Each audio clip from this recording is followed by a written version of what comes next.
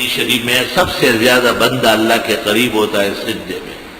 لیکن دوستو عبادت کے لیے چند اصول ہیں. عبادت خیالی اور اختراعی نہیں ہو سکتی. عبادت وحی سے اور اتباع سے بنتی ہے.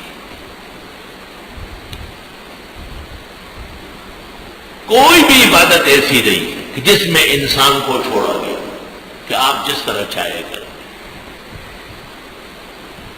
امام ابو حنیفہ نے جب یہ فتویٰ دیا کہ اگر فرض واجب سنت مؤکدہ میں کسی نے پہلے قاعدے میں درود شریف پڑھ لیا، مفتابی یہ ہے کہ اللہم صلی علی محمد تک پڑھا اور غلطی کر لی، اس سے سجدہ سہو کرے گا، ورنہ یہ نماز دوبارہ پڑھنی پڑے گی.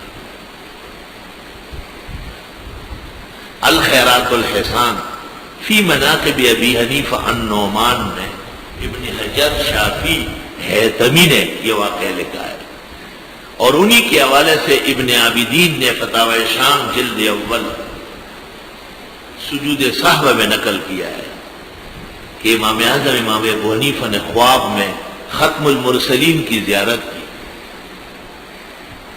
اور آن حضرت صلی اللہ علیہ وسلم نے فرمایا کہ اے ابو حنیفہ، جس نمازی نے فرض واجب و سنت مؤکدہ کے پہلے قاعدے میں مجھ پر درود پڑھا، آپ نے اس پر سجدہ سہو واجب کر لیا، کیوں؟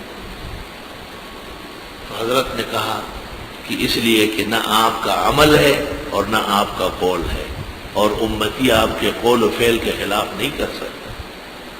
آگے لفظ کیا ہے؟ فتبسم رسول اللہ صلی اللہ علیہ وسلم ودعا له ببرکت العلم. حضرت مسکرائے اور دعا فرمائے کہ اللہ ابو حنیفہ کے علم کو قیامت تک امت کے لیے مفید بنائے. اسی کا مظہر ہے.